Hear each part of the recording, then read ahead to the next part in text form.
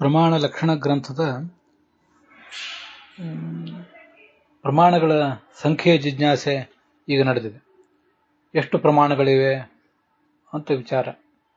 ಪ್ರತ್ಯಕ್ಷ, ಅನುಮಾನ, ಆಗಮ ಅಂತ ಮೂರೇ ಪ್ರಮಾಣಗಳು. ಈ ಮೂರು ಪ್ರಮಾಣಗಳಿಂದಲೇ ನಮಗೆ ಬರಬೇಕಾದಂತಹ ಎಲ್ಲ ಯಥಾರ್ಥ ಜ್ಞಾನವೂ ಕೂಡ ಬರ್ತದೆ. ಇನ್ನು ಬರುವ ಯಥಾರ್ಥ ಜ್ಞಾನವನ್ನ ಕೇವಲ ಪ್ರಮಾಣ ಅಂತನೂ, ಆ ಯಥಾರ್ಥ ಜ್ಞಾನಕ್ಕೆ ಸಾಧನವಾದ ಉಪಕರಣಗಳನ್ನ ಅನುಪ್ರಮಾಣ ಅಂತನೂ ಕರೀತಾರೆ ಅನ್ನೋದನ್ನು ನೋಡಿದ್ದೀವಿ.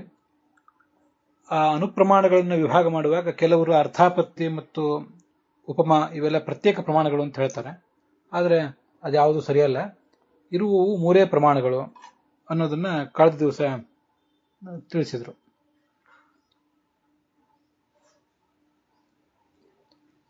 ಇನ್ನು ಅಭಾವ ಅಂತ ಅನ್ನೋದೊಂದು ಪ್ರತ್ಯೇಕ ಪ್ರಮಾಣ ಅಂತನೂ ಕೆಲವರು ಹೇಳೋರಿದ್ದಾರೆ. ಮೀಮಾಂಸಕರು ಮೊದಲಾದವರು ಅಭಾವವನ್ನ ಒಂದು ಪ್ರತ್ಯೇಕ ಪ್ರಮಾಣ ಅಂತ ಒಪ್ಪುತ್ತಾರೆ. ಇಲ್ಲಿ ನಮ್ಮೆದುರಿಗೆ ಆನೆ ಇಲ್ಲ ಅಂತ ನಮಗೆಲ್ರಿಗೂ ಅಭಾವ ಜ್ಞಾನ ಅಂತೂ ಇದೆ. ಈ ಅಭಾವ ಜ್ಞಾನಕ್ಕೆ ಏನು ಕಾರಣ ಅಂತ ಪ್ರಶ್ನೆ ಬಂದ್ರೆ, ಅನುಪಲಬ್ಧಿ ಅನ್ನುವುದೊಂದು ಪ್ರಮಾಣ ಅಂತ ಮೀಮಾಂಸಕರ ಅಭಿಪ್ರಾಯ. ಮೀಮಾಂಸಕರು ಅನ್ನೋದ್ರ ಬಗ್ಗೆ ನಮಗೆ ಸ್ವಲ್ಪ ಗೊತ್ತಿರಬೇಕು, ಹೇಳಿರ್ತೇನೆ. 6 ದರ್ಶನಗಳು ಈಗ ಖ್ಯಾತವಾಗಿವೆ. ಸಾಂಖ್ಯ, ಯೋಗ, ನ್ಯಾಯ, ವೈಶೇಷಿಕ, ಪೂರ್ವ ಮೀಮಾಂಸಾ ಮತ್ತು ಉತ್ತರ ಮೀಮಾಂಸಾ ಅಂತ 6 ದರ್ಶನಗಳು ಪ್ರಸಿದ್ಧ ಆಗಿವೆ. ಈ ಸಾಂಖ್ಯ ಮತ್ತು ಯೋಗ ಅದ್ಯಾವುದು ಕೂಡ ಈಗ ಯಾರ್ದು ಜೀವನ ವಿಧಾನವಾಗಿ ಉಳಿದಿಲ್ಲ. ಸುಮ್ಮನೆ ಪುಸ್ತಕಗಳು ಉಪಲಬ್ಧ ಇವೆ. ಸಾಂಖ್ಯ ಯೋಗಗಳನ್ನು ತಮ್ಮ ಜೀವನದ ನಂಬಿಕೆಯನ್ನಾಗಿ ಮಾಡಿಕೊಂಡಂಥವ್ರು ಯಾರು ಕೂಡ ಇಲ್ಲ. ಯೋಗ, ಯೋಗಾಸನ ಇತ್ಯಾದಿಗಳನ್ನು ಮಾಡ್ತಾರೆ, ಎಲ್ಲ ಮತೀಯರು ಮಾಡ್ತಾರೆ. ಸಾಂಖ್ಯ ಯೋಗಗಳು ಈ ದೃಷ್ಟಿಯಿಂದ ಅವರವರ ಯಾರೊಬ್ಬರದು ಕೂಡ ಜೀವನದ ನಂಬಿಕೆಯಾಗಿ ಉಳಿದಿಲ್ಲ. ಮತ್ತೆ ನ್ಯಾಯ, ವೈಶೇಷಿಕ ಅಂತ ಎರಡಿವೆ. ಅದರಲ್ಲೂ ಕೂಡ ಚರ್ಚೆ ನಡೆಸ್ತಾರೆ, ವಾದ ವಿವಾದಗಳನ್ನು ಮಾಡ್ತಾರೆ, ದೊಡ್ಡ ದೊಡ್ಡ ಗ್ರಂಥಗಳು ಉಪಲಬ್ಧ ಇವೆ. ಆದರೆ ನ್ಯಾಯ ಸಿದ್ಧಾಂತವನ್ನ, ವೈಶೇಷಿಕ ಸಿದ್ಧಾಂತವನ್ನ ತಮ್ಮ ಜೀವಮಾನದ ನಂಬಿಕೆಯನ್ನಾಗಿ ಮಾಡಿಕೊಂಡಂಥವ್ರು ಯಾರು ಕೂಡ ಇಲ್ಲ. ಅದು ನಮ್ಗೆ ಗೊತ್ತಿರಲಿ.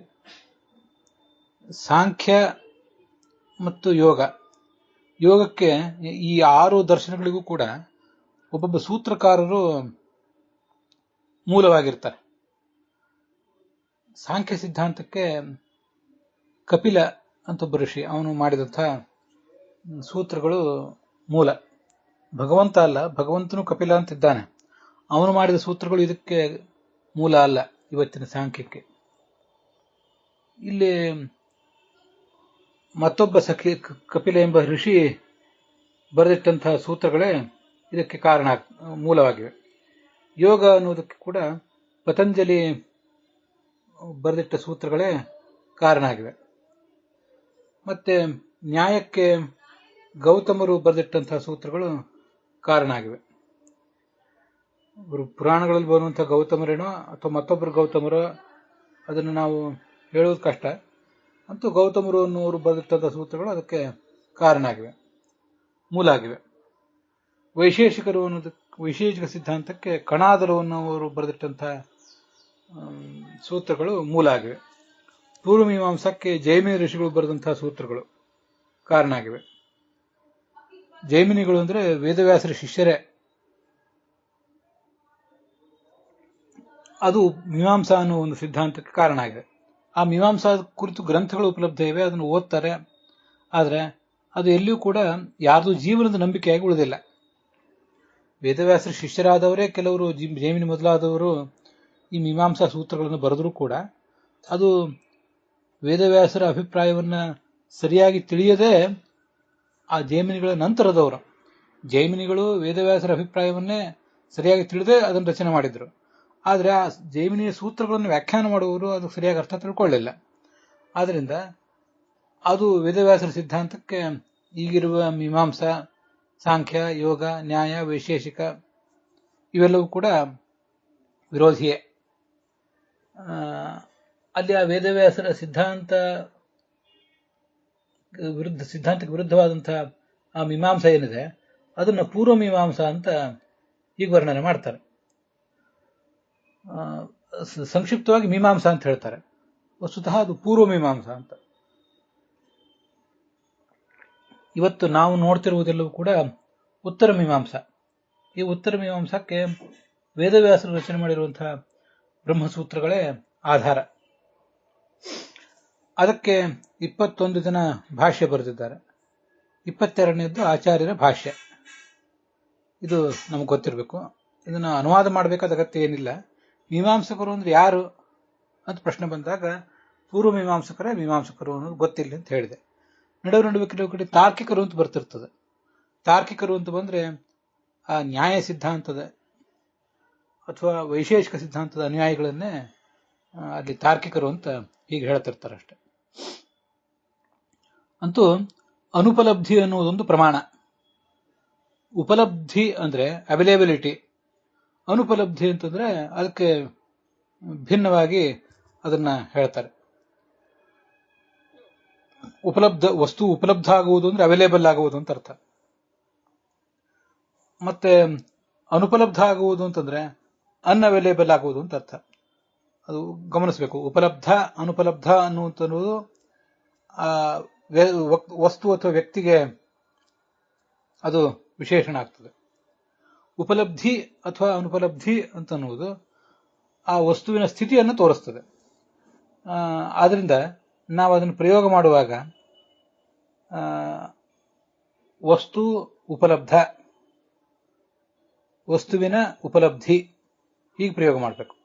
ಹಾಗೆ ವಸ್ತು ಅನುಪಲಬ್ಧ ಮತ್ತೆ ಆ ವಸ್ತು ಅನುಪಲಬ್ಧ, ವಸ್ತುವಿನ ಅನುಪಲಬ್ಧಿ ಅಂತ ಹೀಗೆ ಪ್ರಯೋಗ ಮಾಡಿದಾಗ ಅದನ್ನ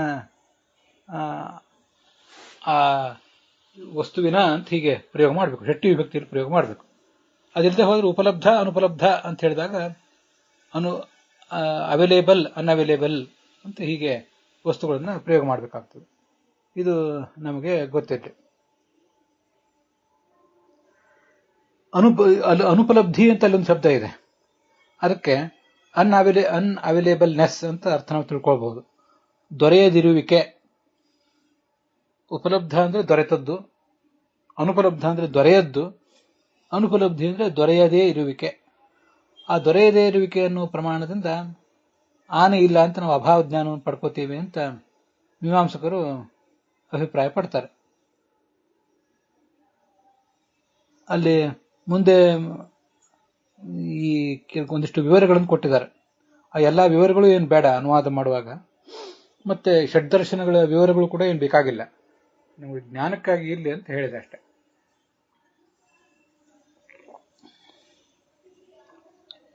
ಈ ನಮ್ಮ ಕಣ್ಣಿಗೆ ರೂಪ ಕಾಣಿಸ್ತದೆ, ನಾಲಿಗೆಗೆ ರಸ ಗೋಚರ ಆಗ್ತದೆ, ಕಿವಿಗೆ ಶಬ್ದ ಗೋಚರ ಆಗ್ತದೆ. ಹೀಗೆಲ್ಲ ಕೆಲವು ಪ್ರತ್ಯಕ್ಷಕ್ಕೆ ಗೋಚರವಾದ ಕೆಲವಿವೆ. ಅನುಮಾನಕ್ಕೆ ಗೋಚರವಾದಂತಹ ವಸ್ತುಗಳು ಕೆಲವಿವೆ. ಅವುಗಳ ಅಭಾವವನ್ನು ಅನುಮಾನದಿಂದ ತಿಳ್ಕೋಬೇಕಾಗ್ತದೆ. ನೋಡಿ, ಪಂಚೇಂದ್ರಿಯಗಳಿಗೆ ಕಾಣುವ ವಸ್ತುಗಳ ರೂಪ, ರಸಾದಿಗಳ ರೂಪ ಮತ್ತು ರಸ. ಅಲ್ಲಿ ಚಕ್ಷುರೇಂದ್ರಿಯಕ್ಕೆ ಗೋಚರವಾದದ್ದು ರೂಪ, ರಸನೇಂದ್ರಿಯಕ್ಕೆ ಗೋಚರವಾದದ್ದು ರಸ. ಅವುಗಳ ಅಭಾವ ಕೆಲವುಗಳಿವೆ. ಇನ್ನು ಅನುಮಾನದಿಂದ ಗಮ್ಯವಾದಂತಹ ವಸ್ತುಗಳು ಕೆಲವು ಬೇರೆನೇ ಇವೆ. ಅನುಮಾನದಿಂದ ಮಾತ್ರ ಅದನ್ನು ತಿಳಿಬೇಕಾಗ್ತದೆ. ಅದರ ಅಭಾವಗಳು ಇನ್ನು ಕೆಲವಿವೆ. ಇನ್ನು ಮತ್ತು ಕೆಲವು ವಸ್ತುಗಳು ಆಗಮದಿಂದ ಗಮ್ಯವಾದಂಥದ್ದು, ಅದರ ಅಭಾವಗಳು ಕೆಲವು ಬೇರೆ ಇವೆ. ನಾವು ಹೀಗೆ ಅನುಮಾನ ಮಾಡ್ತೇವೆ. ನಮ್ಮ ಎದುರಿಗಿರುವಂತಹ ವಸ್ತುವಿಗೆ, ಒಬ್ಬ ವ್ಯಕ್ತಿಗೆ ಕಣ್ಣು ಕಾಣಿಸ್ತಾ ಇಲ್ಲ, ದೃಷ್ಟಿಶಕ್ತಿ ಇಲ್ಲ ಅಂತ. ಅದು ಹೇಗೆ ಅಂದ್ರೆ, ದೃಷ್ಟಿಶಕ್ತಿ ಇದೆ ಅಂತ ಹೇಗೆ ನಾವು ಅನುಮಾನ ಮಾಡ್ತೀವಿ, ಅದನ್ನು ಊಹೆ ಮಾಡಿದ್ರೆ ಸಾಕು. ನಮ್ಮ ಎದುರಿಗಿರುವ ವ್ಯಕ್ತಿಗೆ ಕಣ್ಣು ಕಾಣಿಸ್ತಾ ಇದೆಯೋ ಇಲ್ವೋ ಅಂತ ಅನ್ನೋದು ನಮಗೆ ಕಣ್ಣಿಗೆ ಗೋಚರ ಅಲ್ಲ. ಅವನು ನಮ್ಮ ಎದುರಿಗೆ ಬಂದಾಗ ತನ್ನ ಸುತ್ತಮುತ್ತಲಿರುವ ವಸ್ತುಗಳನ್ನೆಲ್ಲ ಸರಿಯಾಗಿ ಗಮನಿಸಿ ನಡೆದಾಡ್ತಾ ಇದ್ರೆ, ಓಡಾಡ್ತಾ ಇದ್ರೆ ಅವನಿಗೆ ಕಣ್ಣು ಕಾಣಿಸ್ತಾ ಇದೆ ಅಂತ ನಾವು ಊಹೆ ಮಾಡ್ತೇವೆ. ಅವನ ಚಲನವಲನಗಳನ್ನು ಆಧರಿಸಿ ಅದನ್ನು ಹೇತುವನ್ನಾಗಿ ಮಾಡಿಕೊಂಡು ಊಹೆ ಮಾಡಿಕೊಂಡು ಅವನಿಗೆ ಕಣ್ಣು ಕಾಣಿಸ್ತಾ ಇದೆ ಅಂತೀವಿ. ಅವನು ಓಡಾಡುವಾಗ ತಡವರಿಸ್ತಾ ಇದ್ರೆ, ಆ ಕೈ ಕಡೆ ವಸ್ತುಗಳನ್ನು ಮುಟ್ಟಿ ನೋಡ್ತಾ ಇದ್ರೆ, ಅವನ ಮುಖ ಒಂದೇ ಕಡೆ ಇದ್ರೆ, ಸಾಮಾನ್ಯವಾಗಿ ಕಣ್ಣು ಕಾಣುವವರ ಮುಖ ಆ ಕಡೆ ಈ ಕಡೆ ನೋಡ್ತಾ ಇರ್ತದೆ. ಕಣ್ಣು ಎಲ್ಲೆಲ್ಲಿ ಹೋಗ್ತದೋ ಅಲ್ಲೆಲ್ಲಿ ಮುಖವೂ ಕೂಡ ಆ ಕಡೆ ಈ ಕಡೆ ತಿರುಗ್ತಾ ಇರ್ತದೆ. ಎಡಗಡೆ ಇರುವ ವಸ್ತುವನ್ನು ನೋಡಲಿಕ್ಕೆ ಮುಖವೂ ಎಡಗಡೆ ಹೋಗ್ತದೆ. ಕನಿಷ್ಠ ಪಕ್ಷ ಕಣ್ಣಿನ ಗುಡ್ಡೆ ಆದರೂ ಎಡಗಡೆ ಹೋಗ್ತದೆ. ಹಿಂದಿನ ವಸ್ತುವನ್ನು ನೋಡಲಿಕ್ಕೆ ತಲೆ ಹಿಂತಿರುಗಿಸಿ ನಾವು ನೋಡಬೇಕಾಗ್ತದೆ. ಇವೆಲ್ಲ ನಾವು ಮಾಡುವಂತಹ ಊಹೆಗಳು. ಆ ಊಹೆಗಳ ಮೂಲಕ ಅವನಿಗೆ ಕಣ್ಣು ಕಾಣ್ತಿದೆ ಅಂತ ಅಥವಾ ಕಣ್ಣು ಕಾಣ್ತಿಲ್ಲ ಅಂತ ಆದ್ರೂ ಅನುಮಾನ ಮಾಡ್ತೇವೆ. ಒಬ್ಬರ ದೃಷ್ಟಿಶಕ್ತಿ ಇನ್ನೊಬ್ಬರಿಗೆ ಕಾಣಿಸೋದಿಲ್ಲ. ಅವನಿಗೆ ರೂಪಜ್ಞಾನ ಇದೆ, ಆದ್ರಿಂದ ದೃಷ್ಟಿಶಕ್ತಿ ಇದೆ. ರೂಪವನ್ನು ಅವನು ನೋಡ್ತಾ ಇದ್ದಾನೆ. ಇದು ಯಾವ ಬಣ್ಣವೋ ಅಂತ ಕೇಳಿದ್ರೆ ಕೆಂಪು ಬಣ್ಣ ಅಂತ ಹೇಳ್ತಾನೆ. ಆದ್ರಿಂದ ಅವನಿಗೆ ದೃಷ್ಟಿಶಕ್ತಿ ಇದೆ ಅಂತ ನಾವು ಅನುಮಾನ ಮಾಡ್ತೇವೆ. ಇದು ಯಾವ ಬಣ್ಣನೋ ಅಂತ ಕೇಳಿದಾಗ ಅವನಿಗೆ ನನಗೆ ಇದು ಕಾಣಿಸ್ತಾ ಇಲ್ಲ ಅಂತ ಹೇಳಿದ್ರೆ, ಇದನ್ನ ಈ ಅಕ್ಷರಗಳನ್ನು ಓದು, ಸಣ್ಣದೋ ದೊಡ್ಡದು ಇದನ್ನು ಓದು ಅಂತ ಹೇಳಿದಾಗ ದೊಡ್ಡದನ್ನು ಓದ್ಲಿಕ್ಕೆ ಬಂತು, ಸಣ್ಣದನ್ನು ಓದ್ಲಿಕ್ಕೆ ಬರದೇ ಹೋದ್ರೆ ಅವನಿಗೆ ಕಣ್ಣು ಸರಿಯಾಗಿ ಕಾಣಿಸ್ತಾ ಇಲ್ಲ ಅಂತ ತಿಳ್ಕೊತೀವಿ. ಒಟ್ಟಾರೆ ಕಾಣಿಸ್ದೇನೆ ಹೋದ್ರೆ ಅವನಿಗೆ ಕಣ್ಣೇ ಕಾಣಿಸ್ತಾ ಇಲ್ಲ ಅಂತ ನಾವು ತಿಳ್ಕೊಳ್ತೀವಿ. ಹೀಗೆಲ್ಲ ನಾವು ಅದನ್ನ ಅನುಮಾನದಿಂದ ಕೆಲವು ವಸ್ತುಗಳನ್ನು ತಿಳ್ಕೊತೀವಿ. ಅದರ ಅಭಾವಗಳನ್ನು ಕೂಡ ಅನುಮಾನದಿಂದ ತಿಳ್ಕೋಬೇಕಾಗ್ತದೆ ಅಂತ ಹೀಗೆಲ್ಲ ಅವರು ನಾನಾ ಥರದ ಅಭಿಪ್ರಾಯ ಪಡ್ತಾರೆ ಮೀಮಾಂಸಕರು. ಆದರೆ ಅದಕ್ಕೆ ನಮ್ಮದು ಅಭಿಪ್ರಾಯ ಏನು, ಅಲ್ಲಿರೋದು ಆ ವಿವರಣದಲ್ಲಿರೋದು ಎಲ್ಲವನ್ನೂ ಹೇಳಬೇಕಾಗಿಲ್ಲ. ಅಭಾವ ಅನುಮಾ ಪ್ರತ್ಯಕ್ಷಂಚ ಅಂತ ಆಚಾರ್ಯರ ಮಾತಿದೆ. ಅಭಾವ ಪ್ರಮಾಣ ಅಂತ ಅನ್ನೋದು ನೀವೇನು ಪ್ರತ್ಯೇಕ ಪ್ರಮಾಣ ಅಂತ ಮೀಮಾಂಸಕರು ಹೇಳಲಿಕ್ಕೆ ಹೊರಟಿದ್ದೀರಿ, ಅದು ಕೆಲವು ಬಾರಿ ಅನುಮಾನದಲ್ಲಿ ಸೇರ್ತದೆ, ಇನ್ನು ಕೆಲವು ಬಾರಿ ಪ್ರತ್ಯಕ್ಷದಲ್ಲಿ ಸೇರ್ತದೆ ಅಂತೂ ಅದನ್ನು ಪ್ರತ್ಯೇಕ ಪ್ರಮಾಣ ಅಂತ ಹೇಳಬೇಕಾಗಿಲ್ಲ. ಯಾಕೆಂದ್ರೆ ಪರಾಮರ್ಶ ಅಪರಾಮರ್ಶ ಅವಿಶೇಷಾತ್. ಪರಾಮರ್ಶ ಅಂದ್ರೆ ಸಮಾಲೋಚನೆ, ಸ್ವಲ್ಪ ವಿಚಾರ, ತರ್ಕ ಅಂತ ಅರ್ಥ. ನಮ್ಮೆದುರಿಗೆ ವಸ್ತು ಇದೆಯೋ ಇಲ್ಲೋ ಅಂತ ಪರಿಶೀಲನೆ ಮಾಡಿ ಜ್ಞಾನ ಬಂದ್ರೆ ಅದು ಪರಿಶೀಲನೆ ಮಾಡಿ ಆಮೇಲೆ ಅಭಾವ ಜ್ಞಾನ ಬಂದ್ರೆ, ಈಗ ಅಂಧರಾದವರು ಹೀಗೆ ಮಾಡ್ತಿರ್ತಾರೆ, ಅದನ್ನ ನೀವು ನೋಡಿರ್ತೀರಿ. ಒಂದು ಕೋಲ್ ತಗೊಂಡು ಹೀಗೆ ತಾವು ಮುಂದೆ ಹೋಗಬೇಕಾದ ಜಾಗವನ್ನು ಕುಟ್ಟಿ ನೋಡ್ತಾರೆ, ಅಥವಾ ಕೆಳಗೆ ಕೋಲನ್ನು ಇಟ್ಟು ನೋಡ್ತಾರೆ. ಆ ಮೂಲಕ ಆ ಮುಂದಿನ ವಸ್ತು ಎತ್ತರವಾಗಿದೆಯೋ ತಗ್ಗಾಗಿದೆಯೋ ಅಂತ ಅನ್ನೋದನ್ನು ಗಮನಿಸ್ತಾರೆ. ಇದೆಲ್ಲ ಪರಾಮರ್ಶ. ಪರಾಮರ್ಶದ ಮೂಲಕ ಅಲ್ಲಿ ಏನಿದೆ ಏನಿಲ್ಲ ಅಂತ ಅವ್ರು ತೀರ್ಮಾನ ಮಾಡ್ತಾರೆ. ಹೀಗೆ ಪರಾಮರ್ಶ ಅಂದ್ರೆ ಊಹೆಯ ಮೂಲಕ ಅಭಾವ ಜ್ಞಾನ ಬಂದ್ರೆ ಅದು ಅನುಮಾನ. ವಸ್ತು ಇದೆಯೋ ಇಲ್ಲೋ ಅಂತ ಪರಿಶೀಲನೆ ಮಾಡಿ ಅಭಾವ ಜ್ಞಾನ ಬಂದ್ರೆ ಅದಕ್ಕೆ ಕಾರಣ ಅನುಮಾನ. ಈ ಪರಿಶೀಲನೆ ಇಲ್ಲದೆ ನೇರವಾಗಿ ಕಣ್ಣು ಬಿಟ್ಟು ಕೂಡಲೇ ಅಲ್ಲಿ ಏನಿದೆ ಅಂತ ಕಂಡು ಬಿಟ್ರೆ ಅದು ಪ್ರತ್ಯಕ್ಷ ಜ್ಞಾನ. ನಮ್ಮ ಎದುರಿಗಿರುವಂಥವನಿಗೆ, ಕಣ್ಣಿದ್ದಂಥವನಿಗೆ ಏನಾಗ್ತದೆ ಅಂದ್ರೆ, ಒಂದು ಸರೋವರದ ಹತ್ರ ನಿಂತ್ಕೊಂಡಾಗ ಅಲ್ಲಿ ಕೂಡಲೇ ಎಲ್ಲಿ ಮೆಟ್ಲಿದೆ ಏನಿಲ್ಲ ಅಂತ ಅನ್ನೋದು ಅವನಿಗೆ ಕಾಣಿಸ್ತದೆ. ಅವನು ಕೂಡಲೇ ಆ ನೀರಿಗೆ ಇಳಿಬೇಕೋ ಬೇಡವೋ ಅಂತ ಅನ್ನೋದನ್ನ ಕೂಡಲೇ ನಿರ್ಧಾರ ಮಾಡಲಿಕ್ಕೂ ಅವನಿಗೆ ಸಾಧ್ಯ ಆಗ್ತದೆ. ಯಾಕಂದ್ರೆ ಪ್ರತ್ಯಕ್ಷವೇ ಎಲ್ಲವನ್ನೂ ಅವನಿಗೆ ತೋರಿಸಿರ್ತದೆ. ಆದರೆ ಅಂಧನಾದವನಿಗೆ ಪ್ರತ್ಯಕ್ಷದಿಂದ ಎಲ್ಲವೂ ಕಾಣಿಸೋದಿಲ್ಲ. ಅವನು ಪರಾಮರ್ಶದ ಬಳಿಕ, ಪರಿಶೀಲನೆ ಬಳಿಕ ಅಭಾವ ಜ್ಞಾನ ಪಡ್ಕೋತಾನೆ. ಅವನಿಗೆ ಬಂದದ್ದು ಅನುಮಾನದಿಂದ. ಎದುರುಗಡೆ ಮೆಟ್ಲು ಇಲ್ಲ ಅಥವಾ ಮೆಟ್ಲಿದೆ, ಮೆಟ್ಲಿದೆ ಅಂತ ಅನ್ನೋದು ಬೇಡ, ಯಾಕಂದ್ರೆ ಇದು ಅಭಾವ ಜ್ಞಾನ. ಇದು ಎದುರುಗಡೆ ಮೆಟ್ಲಿಲ್ಲ, ಎದುರುಗಡೆ ಗೋಡೆ ಇಲ್ಲ ಅಥವಾ ಬಾಗಿಲಿಲ್ಲ ಅಂತ ಅನ್ನೋದನ್ನೆಲ್ಲ ಅವನು ಅಂಧನಾದವನು ತಿಳ್ಕೊಳ್ಳುವ ರೀತಿ ಬೇರೆ ಇರ್ತದೆ, ಮತ್ತೆ ಕಣ್ಣು ಸರಿಯಾಗಿ ಕಾಣಿಸುವವನು ತಿಳ್ಕೊಳ್ಳುವ ರೀತಿ ಬೇರೆ ಇರ್ತದೆ. ಎದುರುಗಡೆ ಬಾಗಿಲಿಲ್ಲ ಗೋಡೆ ಇದೆ ಅಂತ ಅನ್ನೋದನ್ನ ಕಣ್ಣು ಸರಿ ಇದ್ದವನು ಪ್ರತ್ಯಕ್ಷದ ಮೂಲಕ ತಿಳ್ಕೊತಾನೆ.